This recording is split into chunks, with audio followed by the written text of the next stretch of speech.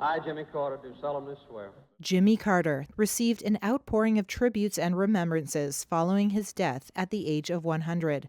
You set the example for all of us. I am so in awe of him. And I'm sure President Carter, he's in heaven now with his wife.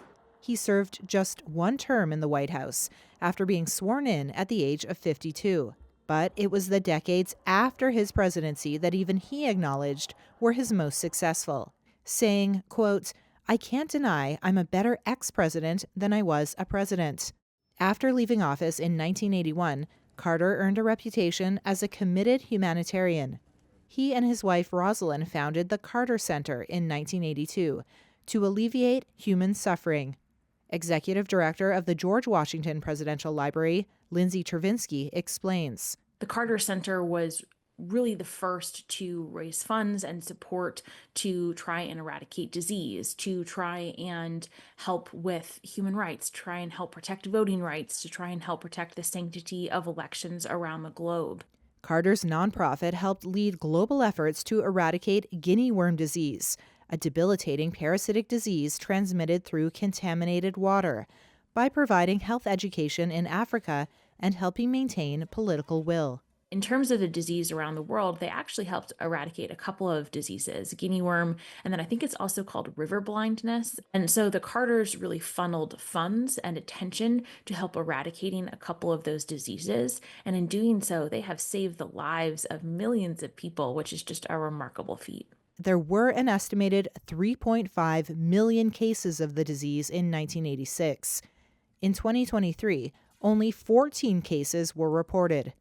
Carter, who left office profoundly unpopular, gained global acclaim as a voice for the disenfranchised. Prior to him, most former presidents went home and were pretty quiet because that was the expectation.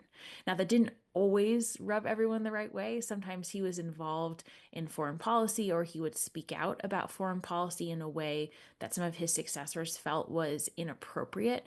But Chervinsky says his humanitarian work was hard to criticize.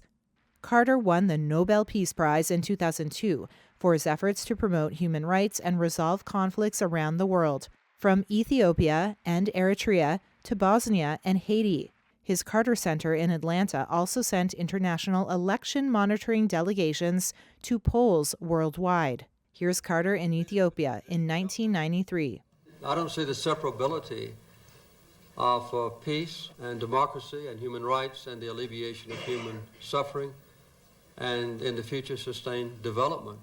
I see these as an integral part of the life of a human being or the life of a nation. For decades, the Carters worked with Habitat for Humanity, which helped build homes for people in need. And so when they went to build a house for Habitat for Humanity, perhaps they weren't the fastest worker. Maybe they weren't able to hammer as many nails as the person next to them.